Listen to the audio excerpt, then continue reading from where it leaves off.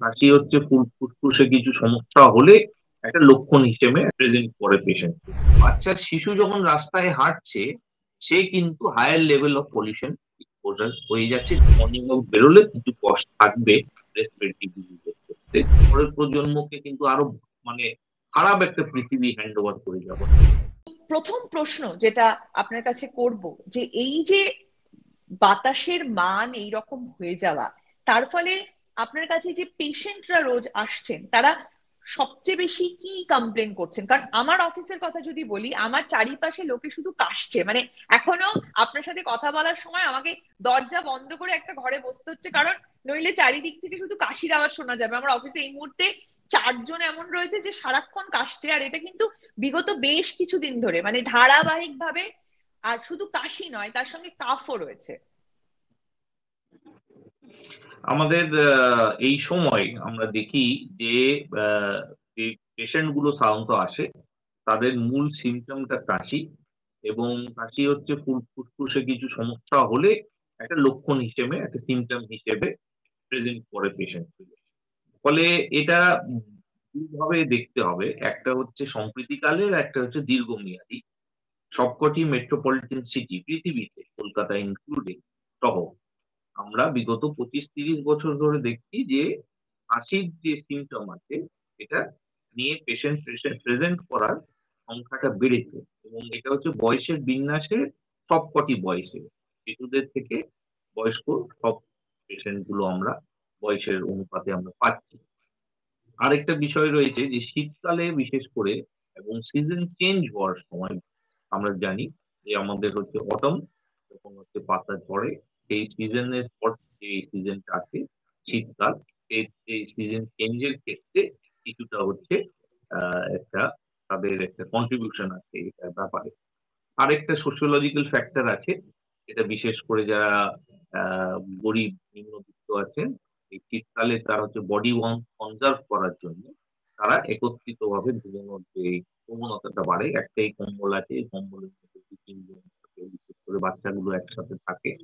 ফলে প্রক্সিমিটি, কাছাকাছি থাকার জন্য একের অপরকে সংক্রমণ দেওয়ার হচ্ছে প্রবণতা বাড়ে, যেটা গ্রীষ্মকালে সবাই একটু আলাদা আলাদা ঘুমানোর চেষ্টা করে, ডিস্টেন্স থেকে একে অপরের কাছে, সেটা কমে যায়। ফলে এই বিভিন্ন কারণের জন্য এই জিনিসটা ঘটে। কিন্তু যে কারণটা হচ্ছে অ্যাবসলিউটলি প্রিভেন্টেবল, যে কারণটাকে আমরা প্রিভেন্ট করতে পারি, সেটা হচ্ছে সামাজিক হচ্ছে দায়বদ্ধতা যদি আমরা রাখি, তাহলে সেটাকে আমরা আটকাতে পারি। সেটা হলো পলিউশন ইন্ডেক্স, এবং সেটার হচ্ছে সূচক হিসেবে আমরা একিউআই কে ধরি। এই যে সাসপেন্ডেড পার্টিকেল যেগুলো আছে, তাদের একটা ভূমিকা আছে। সাসপেন্ডেড পার্টিকেলস এর পরিমাণ যদি বাড়তে থাকে, এবং বিভিন্ন রাসায়ন যেগুলো আছে তার পরিমাণ যদি আমাদের পরিবেশের মধ্যে বাড়ে, বিশেষ করে হচ্ছে যদি বায়ু দূষণটা হয়, তাহলে ফুসফুসের মধ্যে এই পার্টিকেলস গুলো এবং এই রাসায়ন গুলো প্রবেশ করছে, এবং তারা হার্ট এবং লাংস কে বিশেষত প্রাথমিকভাবে প্রভাবিত করে। এবং যেহেতু লাংসের সমস্ত রক্ত, 100% রক্ত হার্টের মধ্যে যাচ্ছে, কেন সেটাই হচ্ছে হার্টের লাংসের কাজ। হার্ট থেকে রক্ত লাংসে আসে, এসে কার্বন ডাই অক্সাইড কে ছেড়ে অক্সিজেনকে তুলে আবার হচ্ছে হার্টের মধ্যে এসে শরীরের অন্যান্য জায়গায় চলে যায়। ফলে বায়ু দূষণ হলে, বায়ুর মধ্যে হচ্ছে যদি আমরা বিশেষ করে কতগুলো রাসায়নের পরিমাণ যদি হারিয়ে দিই, তাহলে ফুসফুস প্রাথমিকভাবে এবং তার পাশে হার্টে এই অর্গানগুলো সরাসরি প্রভাবিত হয়। এবং তার প্রতিফলন হিসেবে আমরা ফুসফুসের রোগ রাখি, এবং হার্টের রোগ আমরা তার লক্ষণগুলো পাই। এটা হচ্ছে প্রাথমিকভাবে সহজভাবে যেটা বলা। এবং এর সঙ্গে কোনো ব্যক্তি পেশেন্ট কিন্তু, অথবা এককভাবে চিকিৎসক কিন্তু এটা সমাধান করতে পারবেন, কেন এটা হচ্ছে সামাজিক ব্যাধি। সামাজিক এটা ব্যাধি। এটা চেম্বারে এসে একটা প্রিসক্রিপশন করে কিন্তু আপনি বায়ু দূষণ কমাতে পারবেন না। হুম হুম আপনি হুম একটা পেশেন্ট হচ্ছে যতই ওষুধ খাক, সে যদি সেই হুম। পরিবেশের মধ্যে প্রতিদিন নিজেকে রাখে, সে কিন্তু কোনোদিন হচ্ছে ঠিক হবে না। কেন? Cause cannot be remove. কজটা হচ্ছে এনভায়রনমেন্ট। এটা হচ্ছে প্রাথমিক। বাকি জিনিসগুলো আমরা হচ্ছে কিন্তু সরাসরি এই চিকিৎসক কিছুটা প্রভাব বিস্তার করতে পারে, এবং রুগী হচ্ছে সেই পরামর্শ যদি গ্রহণ করে, তাহলে নিজেকে রক্ষা করতে পারবে। কতগুলো যেমন এই এই যে সংক্রমণ। আপনার এই যে এই পয়েন্টটাতে আসছি, যে রুগী যদি পরামর্শ মেনে চলে, কোন বয়সের রুগীরা, মানে কোন বয়সের মানুষেরা সবচেয়ে বেশি এফেক্টেড হচ্ছে এই পলিউশনের জন্য? দেখুন, এই পলিউশনের জন্য যদি স্পেসিফিকলি আমরা কথা বলি, তাহলে তিনটে বিন্দুটা মাথায় রাখতে হবে। এক হলো কোন হাইট শহরের মধ্যে সেই লোকটি নিজেকে অবস্থিত করছে। যেমন একজন লোক, তার হচ্ছে ফ্ল্যাট হচ্ছে 20 তলায়, সেখানে হচ্ছে পলিউশন স্বাভাবিকভাবে কম থাকবে। একজন ব্যক্তি তার অফিস হচ্ছে 20 তলায়, 20th ফ্লোরে, 21st ফ্লোরে, 19th ফ্লোরে, এই ফ্লোর গুলো থাকলে তাহলে কিন্তু আপনার একিউআই ইন্ডেক্স কম থাকবে। সাসপেন্ডেড পার্টিকেল, যে পার্টিকেল গুলো আছে সেটা গ্র্যাভিটির কারণে নিচের দিকে যায়। আবার সেই লোকটি হচ্ছে, যে লোকটি হাই হাই রাইজ বিল্ডিং এ থাকছে এবং সে নেমে হচ্ছে এসি গাড়িতে বসে অফিসে গিয়ে আবার হচ্ছে হাই রাইজ বিল্ডিং উপরে চলে যাচ্ছে, তার কিন্তু টোটাল একটা কন্ট্রোল এনভায়রনমেন্টে থাকার হ্যাবিট আছে। অন্যদিকে ধরুন একজন রিক্সা পুলার, সে একেবারে হচ্ছে রাস্তায় হচ্ছে সারা জীবন কাটাচ্ছে, সে যখন ঘুমোচ্ছে, সে কিন্তু ফুটপাতে ঘুমানোর সময় তার কিন্তু শ্বাস প্রশ্বাস নেওয়ার হচ্ছে এনভায়রনমেন্ট হচ্ছে 1 to 1.5 feet বিলো গ্রাউন্ড, যেখানে হচ্ছে একিউআই সব থেকে বেশি। সব পার্টিকেল গুলো সেটেল ডাউন যখন করছে, তখন একজন রিক্সাওয়ালা ফুটপাতে যখন ঘুমোচ্ছে, তার কিন্তু ফুসফুসটা অনেকটাই হচ্ছে এক্সপোজ। আবার একটি লোক, তার একটা সিডেন্টি লাইফ, এই যে 20 তলা থেকে নেমে হচ্ছে একটা গাড়িতে বসে অফিসে চলে গেল, ডেস্ক ওয়ার্ক করছে, এবং সেই রিক্সাওয়ালা সে সারা রাত হচ্ছে ফুটপাতের সমতলে হচ্ছে রাত কাটালো, সব থেকে বেশি পলিউটেড বায়ুটা সে গ্রহণ করলো, তাকে কিন্তু রিক্সা টানার জন্য সে যখন দাঁড়িয়ে পড়ছে, তার হাইট ধরুন 5 feet, 5.5 feet, তার একটু সুবিধা পেলো যখন সকালবেলায় সে দাঁড়ালো।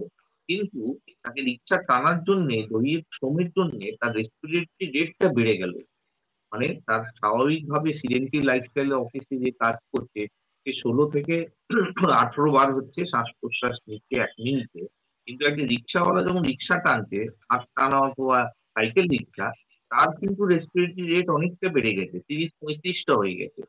তখন যখন 30-35 বার সে শ্বাস প্রশ্বাস নিচ্ছে, সে 30-35 বার কিন্তু সেই দূষিত রাসায়নিকটা ফুসফুসে প্রবেশ করাচ্ছে, ডিপোজিট করে আবার হচ্ছে নতুন করে শ্বাস প্রশ্বাসের প্রক্রিয়ার মধ্যে প্রবেশ করছে।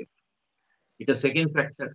থার্ড ফ্যাক্টর যেটা আপনাকে মাথায় রাখতে হবে, যে মাইক্রো এনভায়রনমেন্ট। ধরুন একটা কনস্ট্রাকশন সাইট ওয়ার্কার, সে 20 তলার বিল্ডিং এ যে থাকছে, তার আগে কিন্তু সেই 20 তলায় সেই লোকটি হচ্ছে যখন সিমেন্টের বস্তা নিয়ে চলে গিয়েছিল, সিমেন্টের বস্তার মধ্যে যে পার্টিকেলস গুলো আছে এবং অন্যান্য বিষয় যেগুলো আছে, সেগুলো কিন্তু মাইক্রো এনভায়রনমেন্টটাকে এফেক্ট করছে। 20 তলা থাকলেও একজন কনস্ট্রাকশন সাইট ওয়ার্কার, একজন হচ্ছে স্বাভাবিকভাবে যে থাকছে ফ্ল্যাট কিনে থাকছে, তার কিন্তু মাইক্রো এনভায়রনমেন্ট ডিফারেন্ট হয়ে গেল, এবং তার জন্য একটু বেশি হচ্ছে তার এক্সপোজার হয়ে যাচ্ছে। ফলে এই তিনটে মূল ফ্যাক্টরের জন্য একজন ব্যক্তি এবং অন্য একজন ব্যক্তির সঙ্গে কিন্তু আকাশ পাতাল পার্থক্য হয়ে যায়। সবাই কিন্তু একইভাবে আপনি বিবেচনা করতে পারবেন। মানে আপনার কাছে যদি প্রচুর টাকা থাকে, আপনি যদি অনেক উঁচু তলায় বাড়িতে থাকেন, আর যদি হ্যাঁ, গাড়ি করে রোজ অফিস যেতে পারেন, তাহলে আপনি পলিউশন থেকে বেঁচে যেতে পারেন আপনি কিছুটা আপনার হলেও। মাইক্রো এনভায়রনমেন্টে প্রোটেক্ট করে দিন। যে আপনার বাড়িতে হ্যাঁ, এসি রয়েছে, ফিল্টার রয়েছে, আপনার গাড়িতে এসি রয়েছে, ফিল্টার রয়েছে, আপনার অফিসে ফিল্টার রয়েছে, এসি রয়েছে। ফলে আপনি হচ্ছে পুরো বাইরের যে দরজার বাইরে যে জিনিসটা ঘটছে, তার থেকে তার আপনি মধ্যে কিন্তু আপনাকে বেরোতেই হচ্ছে না, তো আর আপনার অন্যদিকে ক্ষতিও একজন হচ্ছে না। হচ্ছে কনস্ট্রাকশন সাইট ওয়ার্কার, একজন রিক্সা ওয়ার্কার, তার কাজের জন্য, তার পরিবেশের জন্য, আর বাস্তব শহরের মধ্যে যা বায়ু দূষণ রয়েছে, সে কিন্তু 100% এক্সপোজ হয়ে যাচ্ছে, মোর দেন 100% এক্সপোজ হয়ে যাচ্ছে। তাকে যদি দৈহিক শ্রম করতে হয়, তার জন্য ফুসফুসে আরো সমস্যা হবে। তার মানে আর সবচেয়ে কিছু বেশি এফেক্টেড হচ্ছেন গরিব মানুষ। আর কিন্তু গরিব, ফুয়াদ দা, তার পাশাপাশি আরেকটা এমন আরেকটা আমি মানুষও বলে রয়েছে। দিই। হুম। না, আমি আরেকটা পয়েন্ট, যেটা থার্ড বিন্দু যেটা বলছি, সেটা হচ্ছে শিশু। শিশু কিন্তু আপনি যাই বলেন, শিশু অবস্থাগত ভাবে কিন্তু জমির কাছে হচ্ছে তাদের হাইট। হুম। ফলে আপনি হচ্ছে বড় লোক হতে পারেন, আপনি হচ্ছে বস্তি লোকের আপনার বাচ্চার শিশু যখন রাস্তায় হাঁটছে, সে কিন্তু higher level of pollution exposure হয়ে যাচ্ছে, যেহেতু ওদের হাইটটা কম। ফলে এর মধ্যে কিন্তু আপনি আর কোনো শ্রেণী পার্থক্য পাবেন না। শিশু কিন্তু বড়লোক হতো, ছোট মানে যে কোনো জায়গায় থাকুক, তাদের হাইটের জন্য তাদের সমস্যা হয়। তাই জন্য শিশু পপুলেশন হিসেবে আমরা কিন্তু ফুসফুসের সমস্যাটা বেশিরভাগ পাই, যেহেতু ওরা হচ্ছে নিচের দিকে অবস্থাগত কারণে তারা এমনি। তাহলে এই তিনটে মোটামুটি বিষয়টা নিয়ে আপনার প্রশ্নের উত্তরটা আমি দিলাম। তাহলে একটা তো যেটা আমরা বুঝলাম যে শিশুরা ভীষণভাবে এফেক্টেড হচ্ছে, পাশাপাশি এই যে যারা ধরুন কাজ করতে বেরোয় রোজ, এবার সবাই তো আর গাড়ি করে অফিস আসে না, বাসে করে ট্রামে করে লোকজনকে আসতে, ট্রামের কথা বারবার চলে আসে, আসলে আমরা ট্রাম বলে অভ্যস্ত তো বহু বছর ধরে, ফলে বহু মানুষকে তো শুধু ট্রামে করে যাতায়াত করতে দেখেছি, ট্রামটা বারবার চলে আসে। এই ধরুন বাসে করে মানুষ আসেন, বা মেট্রো করেও যারা আসেন তাদেরকে কিছুটা পথ হাঁটতে হয়, অটো করে আসতে হয়। কি করবেন তারা, যাদেরকে রোজ কাজের খাতিরে বাইরে বেরোতে হচ্ছে? বাতাসের এই গুণগত মান যা এত খারাপ ভাবে তাদের লাংকে, তাদের হার্টকে এফেক্ট করতে পারে, এর থেকে বাঁচতে যারা রোজ কাজ করতে বেরোচ্ছেন তাদের কি করা উচিত? দুটো জিনিস আছে। সর্বপ্রথম আমাদের হচ্ছে এই যে বায়ু দূষণ, এই বায়ু দূষণের দুটো পার্ট আছে, একটা হচ্ছে পার্টিকুলেট ম্যাটার আছে, একটা হচ্ছে কেমিক্যাল ম্যাটার। এখন পার্টিকুলেট ম্যাটার একটা মাস্ক পরলে, একটা রুমাল পরলে, যারা কনস্ট্রাকশন ইন্ডাস্ট্রিতে কাজ করছে, যারা রিক্সা পুলার আছে, যারা এস্থেটিক কাজের বেশি আছে, যারা দৈহিক শ্রম করছে, যারা হচ্ছে রাস্তাঘাটের ধারে কাছে হচ্ছে সবজি বিক্রেতা বসে তারা সবজি বিক্রি করছে, ভেন্ডার্স ইত্যাদি যেগুলো আছে, মুদির দোকান, রাস্তার পাশে যে দোকানগুলো আছে, যারা কাজ করছে ওরা কিন্তু সহজভাবে যেটা করতে পারে, একটা প্রাথমিকভাবে একটা নেজাল ফিল্টার ব্যবহার করলে, নেজাল ফিল্টার বললে একটা মাস্ক, রুমাল, সেটা হচ্ছে বেঁধে রাখে, তাহলে সেটা থেকে তারা হচ্ছে একটু আহ মানে নিজেকে রক্ষা করতে পারবে। রাসায়ন যেগুলো আছে সেইগুলো কিন্তু আটকানো যায় না, মাস্কেও আটকানো যায় না এবং রুমালেও আটকানো রুমালে যায় না। এই আটকানো যায় না। কিন্তু হচ্ছে একটা সামাজিক একটা সিদ্ধান্ত নিতে হবে, এবং সামাজিক সিদ্ধান্ত আমরা না নিতে পারলে কিন্তু বিপদ হবে। আমি একটা অন্য কনসেপ্ট নিয়ে কথা বলছি, সোশ্যাল কনজাম্পশন। এই যে পরিবেশের মধ্যে যে অক্সিজেন রয়েছে, এটা আপনিও ব্যবহার করছেন, আমিও ব্যবহার করছি, পৃথিবীর সব মানুষ ব্যবহার করছে, এর জন্য আমরা কিন্তু কোনো টাকা পয়সা খরচ করি না। আমরা যখন শ্বাস প্রশ্বাস নিই, ফলে এই এমন একটা পণ্য যেটা হচ্ছে আমরা সামাজিক ভাবে ব্যবহার করি, সোশ্যাল কনজাম্পশন। এর কোয়ালিটিটা কিন্তু যদি আমরা সোশ্যালি না মেনটেন করতে পারি, এর গুণগত মান যদি হচ্ছে সামাজিক ভাবে যদি আমরা না ইনশোর করতে পারি, কিন্তু ব্যক্তিগতভাবে যে সোশ্যাল কনজাম্পশনটা করছি তার কোয়ালিটি কিন্তু ঠিক নেই। ফলে এটা হচ্ছে কালেকটিভ কনজাম্পশনের কনসেপ্টে চলে আসবে। কালেকটিভ কনসেপ্টে যেমন আমরা রাস্তা ব্যবহার করছি, রাস্তা খারাপ হলে কাউকে দায়িত্ব নিতে হবে, সে দায়িত্ব নেওয়ার কাজটা আমিও নিই, আপনিও নিই, ট্যাক্স দিই, এবং একত্রিত ভাবে সেই ট্যাক্সের খরচটা রাস্তাটা তৈরি করে দেয়। এটা আমি প্রত্যক্ষ ভাবে ব্যবহার করতে পারি, পরোক্ষ ভাবে ব্যবহার করতে পারি। আমি সরাসরি সে রাস্তায় হাঁটতে পারি, অথবা আমি যে রাস্তায় কোনোদিন হাঁটিনি, কিন্তু সেই গ্রাম থেকে যে সবজিটা আমি দুপুরবেলা রান্না করেছিলাম, সেই সবজি কিন্তু ওই রাস্তা বয়ে এসছে। মানে ডাইরেক্ট ও ইনডাইরেক্ট কনজাম্পশন আমাদের হয়েই যায়। হুম এটাকেই সোশ্যাল কনজাম্পশন। এই হুম আঙ্গিকে বায়ুটা আমরা গ্রহণ করছি, এই বায়ুটা কিন্তু একটা সোশ্যাল কনজাম্পশনের দিকে, এবং তার সোশ্যাল কনজাম্পশনের একটা গুণগত মান রক্ষা করার দায়িত্ব কিন্তু আমরা একত্রিত ভাবে গ্রহণ করতে হবে। তার প্রতিফলন একদম। হবে সরকারের মধ্যে থেকে, সরকারকে সেটা পদক্ষেপ গ্রহণ করতে হবে যে কোন কোন কারণের জন্য এই বায়ু দূষণ ঘটছে, এবং কোন কোন কারণের জন্য এই বায়ু দূষণটা বাড়লে আমরা হচ্ছে মানে সোশ্যাল গুডস কে আমরা বেশি খরচ করছি। যেমন একটা লোক ধরুন, তার হচ্ছে অ্যাজমা হলো, তার ফুসফুসের সমস্যা হলো, তার কিন্তু ফুসফুস ক্যান্সার হলো, তার ব্লাড প্রেশার বাড়লো, এই বায়ু দূষণ হচ্ছে one of the contributors to high blood pressure and heart hmm disease. Hmm hmm এই জিনিসগুলোর জন্য সেই লোকটি যখন হাসপাতালে গিয়ে ধরুন একটা এনজিওপ্লাস্টি করছে, বিপির ওষুধ হচ্ছে, 10 বছর 12 বছর খাচ্ছে, এই সমস্যাগুলো হচ্ছে ওখানেও কিন্তু খরচ হচ্ছে। এমন ভাবার কোনো কারণ নেই যে আমরা সামাজিক ভাবে হচ্ছে এই দূষণের জন্য আমাদের হচ্ছে খরচটা কমে যাচ্ছে। খরচটা অনেক অনেক বেশি হচ্ছে, তার সঙ্গে মৃত্যু মর্টালিটিও জড়িত, এবং পাশাপাশি তার সঙ্গে মরবিডিটিও জড়িত। মরবিডিটি মানে আমি বেঁচে রইলাম, কিন্তু আমি খারাপ ভাবে বাঁচলাম। একজন type 1 respiratory failure, COPD patient, একটা হচ্ছে লাং ফাইব্রোসিস পেশেন্ট, একটা পেশেন্ট যার হচ্ছে বারবার হচ্ছে কমিউনিটি অ্যাকোয়ার্ড নিউমোনিয়া হচ্ছে because of compromise immunity of lung. এর জন্য হচ্ছে তাকে হচ্ছে যে কোয়ালিটি অফ লাইফ, সে এক ফ্লোর থেকে অন্য ফ্লোরে সিঁড়ি ভাঙতে পারছে না। তার বাড়িতে অক্সিজেন রেখে থেকে বাকি জীবন কাটাতে হচ্ছে। দিনে 3 বার তাকে নেবুলাইজেশন নিতে হচ্ছে, পকেটে পাস নিয়ে ঘুরে বেড়াতে হচ্ছে। এর কারণ হচ্ছে পরিবেশের হচ্ছে বায়ু দূষণ। ফলে একটা কস্ট আছে in terms of economic term, খরচ আছে, হাসপাতালের ওষুধপত্র ব্যবস্থাপনা। আর সেকেন্ড হচ্ছে কোয়ালিটি, সেই ব্যক্তি হচ্ছে সেই সুবিধা পেলেও তার কিন্তু সেই সিঁড়ি ভাঙতে পারছে না, তার কিন্তু কোয়ালিটি কম্প্রোমাইজ হয়ে গেল। এই সবটাই কিন্তু বায়ু দূষণের সঙ্গে আমরা যুক্ত করতে পারি। জড়িয়ে রয়েছে। তো আমরা যদি এই যে আপনি বলছিলেন হার্টের পেশেন্টের কথা, সিওপিডির পেশেন্টের কথা, পাশাপাশি আপনি বলছিলেন ব্লাড প্রেশারের কথা, এই যে বায়ু দূষণ যখন বাড়ে তখন এই ধরনের পেশেন্টরা, ধরুন যাদের প্রেশার একটু হাই বা হার্টের সমস্যা রয়েছে, তাদের কি কি কি করলে, কোন কাজগুলো করলে তারা নিজেকে কিছুটা হলেও সুরক্ষিত রাখতে পারবেন? দেখুন, দুটো জিনিস আছে। এক হলো যে আমাদের সোর্সটাকে বন্ধ করতে হবে, সেটা হচ্ছে সোশ্যালি আমাদের কনসিয়াস হতে হবে। পৃথিবীর অনেক জায়গা মেট্রোপলিটন শহরের মধ্যে আপনি দেখবেন, আপনি public transport, electric base transport, এবং আমাদের এখানে কলকাতায় আমরা ট্রাম বন্ধ করে দিচ্ছি। এখানে দুঃখজনক ভাবে আমাদেরকে বুঝতে হচ্ছে যে পৃথিবীতে যেখানে ইলেকট্রিক পাওয়ার্ড ভেহিকেলের সংখ্যা বাড়ছে, আমাদের দেশের মধ্যে এনভায়রনমেন্ট ফ্রেন্ডলি বললে গ্রিন প্লেটেড যে আমরা এটা বলি যে মানে গাড়িগুলো, সেই গাড়িগুলো কিন্তু সব ইলেকট্রিক পাওয়ার, ব্যাটারি পাওয়ার। ফলে এখানে আমরা আমাদের দেশের মধ্যে আমরা ইলেকট্রিসিটি বেসড ভেহিকুলার ট্রাফিকে চলে যাচ্ছি। আমরা পৃথিবীতে অন্যান্য এই উদাহরণগুলো আছে, তার মধ্যে আমরা electricity based mass rapid transport সিস্টেমটা গ্রহণ করছি। কলকাতা শহর হচ্ছে ট্রামকে মোটামুটি একটা গণ্ডির মধ্যে নিয়ে এসে প্রায় একটা হেরিটেজ, একটা মিউজিয়াম পিসের মতন দু একটা রুটে চালানোর একটা জায়গায় চলে যাচ্ছি। হয়তো বন্ধ হয়ে যেতে পারে, সেরও মধ্যে আশঙ্কা আমরা শুনেছি। ফলে এটা হচ্ছে সামাজিক একটা সিদ্ধান্ত নিতে হবে। দ্বিতীয় হচ্ছে, যখন অব্দি এই সিদ্ধান্ত হচ্ছে না, ব্যক্তিগতভাবে মানুষ কিছু জিনিসগুলো করতে পারে।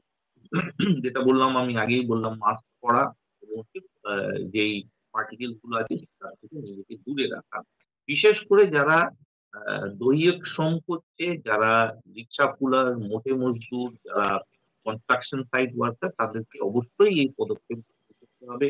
যারা পাথর নিয়ে কাজ করছে, যেমন যারা ওই হাই আরপিএম এ যারা রোটারি ব্লেড ব্যবহার করে মার্বেল কাটার ইত্যাদি, তাদেরকে বিশেষ হচ্ছে একটি পদক্ষেপ গ্রহণ করতে হবে নিজেকে প্রোটেক্ট করা।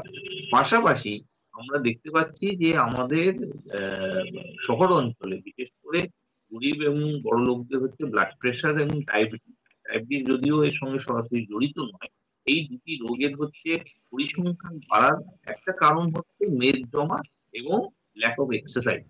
ফলে এই এক্সারসাইজটাও বাড়াতে হবে। কিন্তু আবার বললাম, আপনি যে এক্সারসাইজ করলেন আপনার রেসপিরেটরি রেটটা বেড়ে গেল, তখন কিন্তু আপনার কিন্তু বায়ু দূষণের জন্য নেগেটিভ ইম্প্যাক্ট। ফলে যখনই আপনি এক্সারসাইজ করবেন, এমন একটা পরিবেশে করতে হবে যেখানে AQI ইন্ডেক্সটা কম। হ্যাঁ, মানে এই জায়গা থেকে আসছি, এই যে যারা মর্নিং ওয়াকে বেরোন, হ্যাঁ, সকালবেলায় বিকেল বেলায় যারা মর্নিং ওয়াকে বেরোন,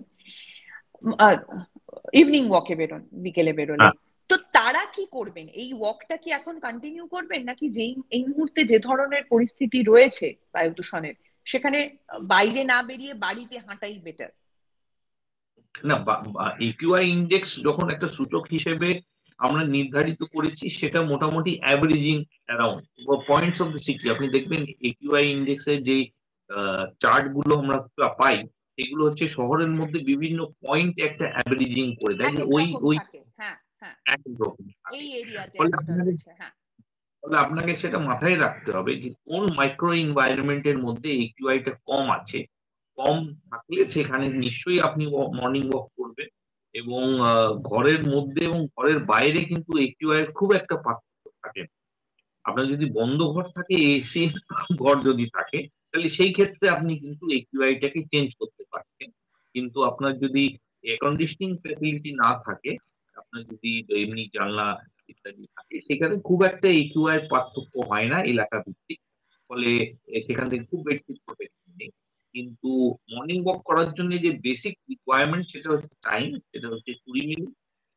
20 মিনিট সাধারণত অ্যাভারেজ যদি আমি ধরি, মানে 95% অফ ইন্ডিয়ান পপুলেশন এখনো তাদের হচ্ছে ঘরের পরিবেশটা 600 থেকে 1000 স্কোয়ার ফিট। সেখানে 20 মিনিট হচ্ছে পাইচারি করাটা মানে একটা খুব মানে দুষ্কর হচ্ছে বিষয়। মানে আমার 95% পপুলেশন নিয়ে কথা বলতে হবে, আপনি 5% নিয়ে বললে তাহলে তাদের বাড়িটাই এত বড় আছে, ঠিকই, তাদের বাগান ঠিকই। রয়েছে, তাদের হ্যাঁ, বাংলো স্টাইল রয়েছে, তাদের বাইরের প্রয়োজন হয়, তাদের ঘরের মধ্যে পাইচারি করলেই হবে, সেই অ্যাডভান্টেজটা তারা পাবে। কিন্তু 95% অফ ইন্ডিয়ান পপুলেশন তাদের কিন্তু বাড়ির বাইরে যেতে হবে। আপনি বস্তি বাইরে যদি যেতে দেখেন, হবে। রাত্রে রাত্রে 12টা 1টা অব্দি তারা তাস খেলছে সামাজিক কারণের জন্য। এবং ঘরটা এতই ছোট, ঘরের মধ্যে একটা বিছানা আছে, সেই বিছানায় হুম, নিচে রান্নাঘর, আর বিছানার হুম, উপরে তারা শুয়ে তাদের হচ্ছে যেটুকু রেক্রিয়েশন আছে ওই ল্যাম্পপোস্টের তলায় তাস খেলা, চেস হুম। খেলা, আড্ডা মারা, এবং রাত্রেবেলা শুধু ঘুমানোর জন্য বাড়ি ফেরা। ঘরে ওই যাচ্ছেন পরিবেশ তারা। আপনি তো মানে থাকবেন কিভাবে? একটা থাকারই বাড়ি জায়গা করা নেই তো, হচ্ছে ওখানে হাঁটার তো প্রশ্নই নেই। আটায় 15। আবার সেই পরিবেশের মধ্যে আপনি যদি বস্তি মাইক্রো এনভায়রনমেন্ট দেখেন, তো এখনো হচ্ছে সব জায়গায় কিন্তু গ্যাসের চুলো আসেনি। তাদের কিন্তু হুম। সকালবেলা হচ্ছে কয়লার উনুন, কাঠের উনুন, এই জিনিসগুলো তারা সারাদিন সরবরাহ করে সেটাকে পুড়িয়ে দিয়ে তাদের হচ্ছে রান্নার কাজটা শুরু করতে রান্না হয়। হচ্ছে। এটা কিন্তু অলরেডি যেমন দিনের বেলায় হচ্ছে বাস, অফিস আওয়ার্স এর মধ্যে বাস গাড়ির যে লোডটা আছে, তার সঙ্গে কিন্তু সকালবেলা হচ্ছে বাস্তির মাইক্রো এনভায়রনমেন্টে কিন্তু তাদের একদম। হচ্ছে চুলো টুলো ইত্যাদি দিয়ে কিন্তু একটা ইকুয়াই কম্প্রোমাইজ হয়ে যায়। এবং এইগুলো হচ্ছে মানে যেটা বলতে পারেন একটা সাঁড়াশি আক্রমণ। বাস্তব হুম। পরিস্থিতি, যে বাস্তব পরিস্থিতির মধ্যে আশু সিদ্ধান্ত বেঁচে থাকার জন্য যেগুলো নিতে হয়, সেটাও কিন্তু একটা বিপদ মানে তৈরি করছে। এখানে গভর্নমেন্ট ইন্টারভেনশন না হলে, গভর্নমেন্ট যদি হচ্ছে সুচারুভাবে এই কালেকটিভ সমস্যাকে কালেকটিভলি সমাধান করার দিকে যদি পলিটিক্যাল বিল না দেখায়, তাহলে খুবই কঠিন। তাহলে কিন্তু মুশকিল। পরিবেশের মধ্যে ইন্ডিভিজুয়ালদেরকে যেতে হবে। যদি আপনি সহজভাবে খুব সিম্পলি যদি আমাকে জিজ্ঞেস করেন, balance between problems of AQI and balance between morning walk, তাহলে আমি বলবো মর্নিং ওয়াকটা করা উচিত। কিন্তু তার হচ্ছে বেনিফিট এমনিতে অনেক বেশি আছে, কিন্তু কস্ট বেনিফিট রয়েছে। মর্নিং ওয়াক বেরোলে কিছু কস্ট থাকবে রেসপিরেটরি ডিজিজের ক্ষেত্রে। কলকাতার একিউআই যদি সামগ্রিকভাবে আমরা না করি। ঠিক আছে, এটা তো গেল আমরা মর্নিং ওয়াকে বেরোবো কিনা। এই যে কলকাতার বিভিন্ন এলাকায়, মানে শুধু কলকাতা তো নয়, রাজ্য জুড়েই এটা হচ্ছে, কিন্তু কলকাতার কথাই যদি শুধু আমরা বলি, তাহলে কলকাতার বিভিন্ন এলাকায় পলিউশন লেভেল বিভিন্ন। সেখানে যেখানে একটু কম, সেখানে বাইরে বেরোনো কিছুটা হলেও সেফ। তো হ্যাঁ, নিশ্চয়ই। সেক্ষেত্রে বাচ্চাদের কথা যদি আমরা বলি, বাচ্চারা তো খেলতে যাবে স্কুল থেকে এসে, যদিও এখন খেলাটা অনেক কমে আসছে কারণ পড়ার প্রেশার প্রচুর। আর তারপরে বাচ্চাদের আজকাল নানা রকম অ্যাক্টিভিটি থাকে, কিন্তু তারপরেও অনেক বাচ্চা রয়েছে যারা বাবা মার সাথে বিকেল বেলা, ছোট একদম ছোট বাচ্চাদের বাবা মারা একটু পার্কে নিয়ে যান, হাঁটাতে নিয়ে যান একসাথে, বা তারা খেলতেও যায়। সেক্ষেত্রে এখন তাদের বাইরে বেরোনোটা কতটা রিস্কি? একটা সোশিওলজিক্যাল রিকোয়ারমেন্ট আছে বাচ্চাদেরকে বাইরে বেরোনো। কেন, তাদের সোশ্যাল ডেভেলপমেন্ট, তাদের সোশ্যাল স্কিলস, তাদের হচ্ছে ইন্টারঅ্যাক্টিভ, যেই আমরা বলি পিয়ার গ্রুপের সঙ্গে তাদের বাচ্চারা চঞ্চল হওয়ার একটা বিবর্তনের আঙ্গিকে সমস্ত শিশু প্রাণী জগতে তাদের কিন্তু একটা প্রয়োজনীয়তা আছে। দেখবেন ছোট কুকুরগুলো তাদের মধ্যে হচ্ছে খেলাধুলো করে, বেড়ালের বাচ্চাগুলো তাদের মধ্যে খেলাধুলো করে, এবং এই খেলার মধ্যে থেকে তাদের হচ্ছে স্কিল ডেভেলপমেন্ট হয়, সোশ্যাল স্কিল যেগুলো আছে, হায়ারার্কি তৈরি হয়, তার পার্সোনালিটি, তার ক্যারেক্টার কিভাবে ডেভেলপ করবে, তার বিন্যাস, তার এঙ্গেজমেন্ট, এটা খুবই গুরুত্বপূর্ণ।